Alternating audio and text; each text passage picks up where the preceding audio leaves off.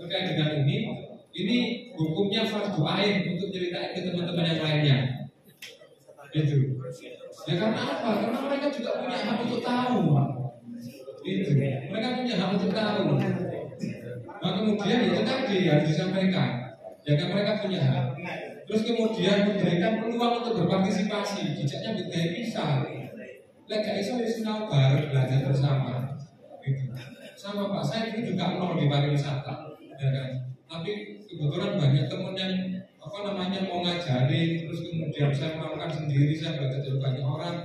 Nah, itu aku oleh itu dia bukannya gratis ya, dapat kutip. Saya kakak bagi-bagi toko ini juga sama harusnya. Nanti ketika dapat informasi minimal masa sedikit ada tak pokok, ya kan? Informasi makanya kira-kira begitu. Itu ya. Terus selanjutnya ramah kepada wisatawan. Nah, ini karena ini kondisinya ya harus ramah. Ini mampu menciptakan rasa aman. Nah, teman-temannya di Port Harwis pernah mengenal Sabta Pesona enggak? Ya, Sabta Pesona kenal ya. Sabta Pesona nomor 1 apa? Pernah kenal enggak? Pindah. Ya, yang di Port Harwis. Port Harwis itu selalu pernah dengan Sabta Pesona. Iya kan? Nah, Sabta Pesona nomor 1 apa kira-kira? Iya, mari browsing, mari internet hati ya.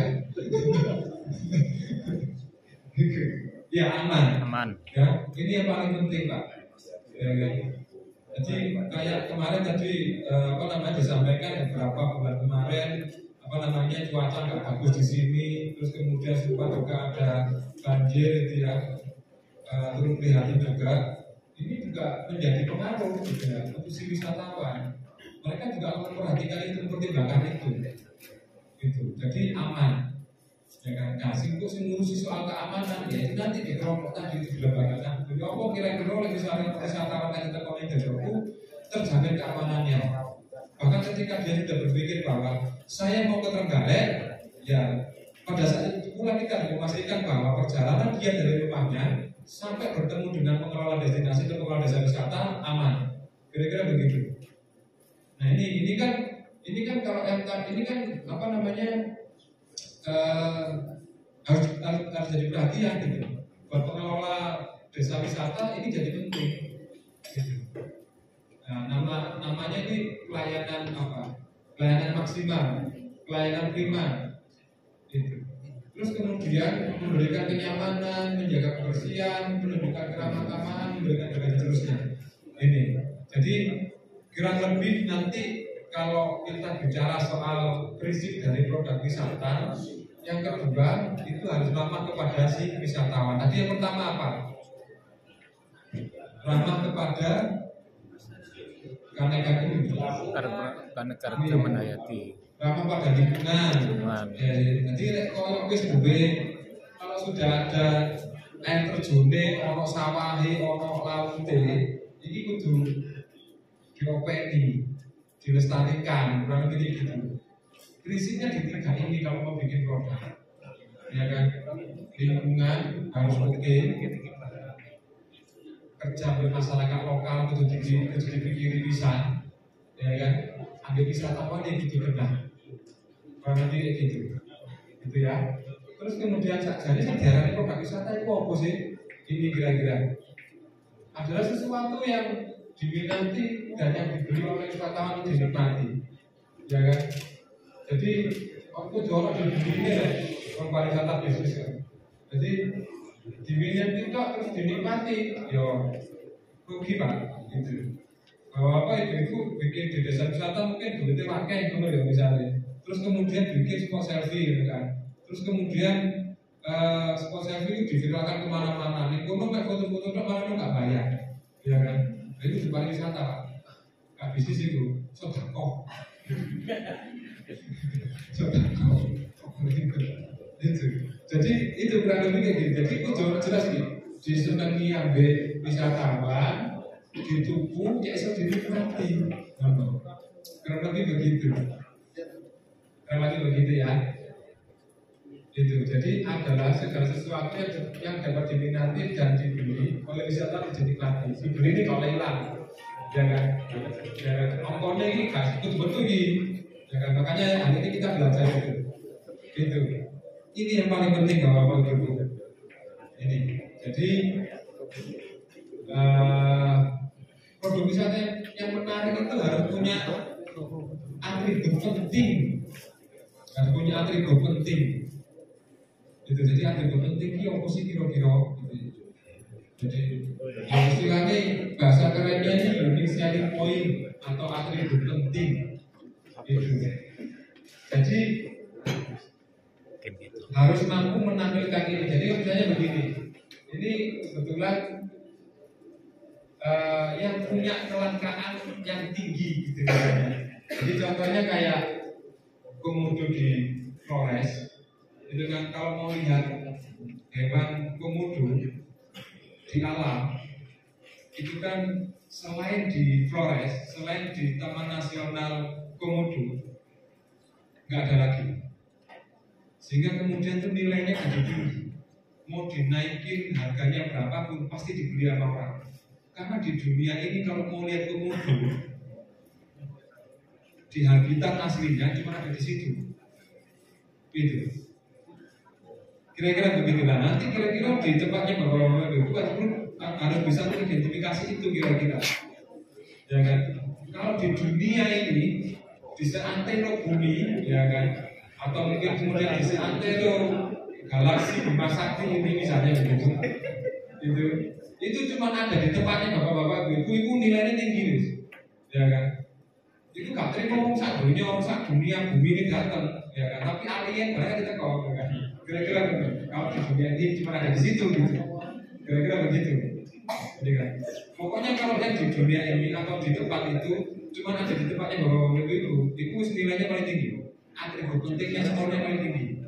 Contohnya kayak kita tadi, kalau mau lihat komodo di habitat aslinya, ya kita harus pergi ke sana Pak. Ya kan? Mau lihat langsung ya, harus pergi ke sana. Itu. Nah, itu yang pertama. Sampai sini ada mau ditanya enggak? Atribut penting. Karena ini penting untuk mengidentifikasi itu. Atau paling gampang kan gini. Simpel lah. Yang skornya nggak terlalu tinggi gitu misalnya. Saya di dua ini, saya di desa ini bapak ibu orang, tapi di desa ini orang.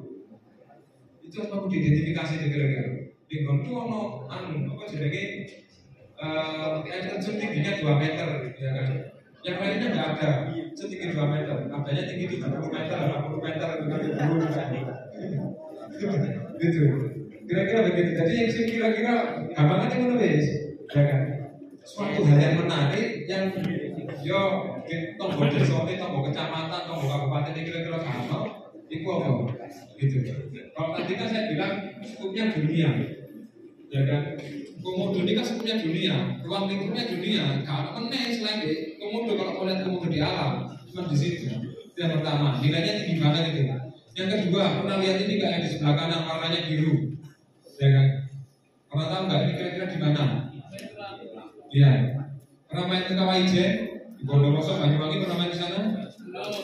Ya, di waktu-waktu tertentu, ya kan, terutama di musim kemarau gitu ya, yang di dingin-dingin banget itu, terlihat ini api biru di apa namanya ditambah belerangnya itu terlihat. Gitu. Jadi atraksi atau daya tarik seperti ini itu di dunia, di Indonesia cuma ada dia punya, di tempat lain nggak ada, bahkan di dunia cuma ada 2. Ya kan, katanya yang pertama di sini, yang kedua di Iceland, di Islandia, katanya begitu. Saya juga belum pernah ke Islandia, tapi saya sudah sering ke sini. Gitu. Kira-kira begitu. Jadi di dunia cuma ada 2. Ya kan, kalau mau lihat yang kayak gini, ya kan, kalau nggak ke Kawaijen, ya ke Islandia. Gitu. Nah, kemudian orang yang datang ke situ banyak, mau bayar mahal, ya kan. Gitu. Kira-kira begitu. Nah, kira-kira di desa ini bapak-bapak ibu daya tariknya sekuat apa? Nanti akan di-skor, nanti akan dibantu sama teman-teman. Gitu ya. Kira-kira begitu. Ini penting. Ini yang harus mampu diidentifikasi. Gitu. Apapun itu bentuknya monggo, enggak apa-apa. Enggak apa-apa. Gitu. Kira-kira begitu ya. Terus kemudian produk wisata yang menarik itu ada produk utama dan produk penunjang. Dipikirin. Ya kan? Contoh ini misalnya di sebelah, contoh di gambarnya. Ini di Taman Nasional Merbetiri Pak, di Banyuwangi, Taman Nasional Merbetiri. Ya, daya tarik utamanya atau produk utamanya adalah melihat penyu bertelur. Oh, di kene ono, ya kan? Di Wonocoyo itu kan, Panggul itu kan ono penyu, ya kan? Nah, di sana itu dia menuju alam. Ya kan, di musim-musim tertentu mereka datang mendarat, biasanya di mulai jam 11 sampai jam 2 malam itu mereka datang, si penyunya maksudnya, itu datang. Atraksi utamanya itu, daya tarik utamanya itu. Tapi produk penunjangnya atau daya tarik apa, aktivitas pendukungnya apa? Yang di sebelah kiri, Pak. Si wisatawan itu merasakan beroforia, numpak jeep, ya kan? Karena untuk menuju ke sini, ke Sukamadi, ya kan? Jadi yang tempat bertelurnya penyu itu harus pakai ini, harus pakai mobil 4x4, ya kan? Harus pakai mobil bobot ini. Ini menjadi pengalaman tersendiri buat mereka, buat si wisatawan. Nah, di desa Bapak-Bapak Ibu juga harus dikatakan itu. Daya tarik utamanya misalnya pantai, ya kan? Produk pendukungnya apa? Bisa tukang ojek, bisa apa namanya homestay misalnya gitu, bisa ada warung gitu kan, itu kan penunjang dari adanya daya tarik utama tadi itu, ya. Kalau misalnya pengen melihat air terjun, pengen melihat sawah, pengen melihat pantai, kan jatuh tuh kalau ada kue butuh toilet gitu kan, terus kemudian butuh es degan, ya itu kan kemudian muncul apa namanya produk bisnis turunannya, penunjangnya dari daya tarik utama tadi itu. Nah itu harus dipikirkan, ya, jadi kayak itu berdiri sendiri, ya. Lek ada dewi CM ini Pak, akhirnya kan itu potensial income di situ untuk dijamin oleh pas, gitu kan. Sing awalnya iso nyepakno kucing kudune iso nyepakno mangan tapi gak iso kan jadi kilo enak, itu kira-kira begitu. Nah selanjutnya ketika kita mau bikin program wisata itu kita harus memperhatikan ritme dan emosi, ya kan. Jadi harus dibikin polanya. Saya pengen joining apa namanya joining ini sebagai biasanya bapak-bapak ibu atau katakan contohnya nanti ke Kawah Ijen gitu misalnya, ya gimana kan ritmenya masih awal-awal terus ngomong tiga kesel, terus kemudian di atas gunung itu tak apa-apa, ini kan repot gitu. Jadi ritmenya, jadi kita harus berpikir sebagai wisatawan, berpikir sebagai ngapunten sebagai orang desa lokal atau orang masyarakat lokal di sana. Mungkin bapak-bapak ibu ndelok sawah yang luasnya ratusan hektar, ekonomi hijau, bapak-bapak ibu mungkin udah biasa. Tapi buat si wisatawan atau anak-anak sekolah katakan dari kota melihat yang seperti itu wow Pak, keren itu. Lihat air terjun, sungai yang airnya jernih, itu buat kami, buat teman-teman dari kota itu keren Pak. Mungkin di sini biasa. Jadi mindsetnya harus dirubah, sudut pandangnya harus jadi sudut pandang si wisatawan. Gitu. Kira-kira begitu. Oke. Nah ini yang perlu dipahami Bapak Ibu. Jadi nanti kita akan identifikasi yang pertama daya tariknya seperti apa, terus kemudian sarana prasarana transportasinya menuju ke sana bagaimana. Nanti akan didampingi sama teman-teman. Terus kemudian kita bisa melakukan apa di sana aktivitasnya. Di sini ada tour, ada trekking, ada snorkeling, keliling desa, jalan-jalan, menginap dan segala macam. Terus kemudian ada fasilitas pariwisata yang di dalamnya ada akomodasi. Lek hotel belum ono, tapi kemudian ada homestay bisa dioptimalkan, ya kan. Terus kemudian ada sarana prasarana penduduk. Ini nanti kita identifikasi. Dari sini diidentifikasi, ada angkanya, ada skornya, baru kemudian kita bisa bicara ini layak atau enggak jadi produk wisata. Kira-kira begitu. Terus selanjutnya kita bicara soal yang di atas, paling enggak prinsip produknya tadi udah, komponennya paling enggak ada 4 hal. Kalau kita ngomong produk wisata, yang pertama apa yang bisa dilihat, terus kemudian apa yang bisa dilakukan sama si wisatawan ya, terus kemudian apa yang bisa dibeli, sama kalau memungkinkan apa yang bisa dirasakan.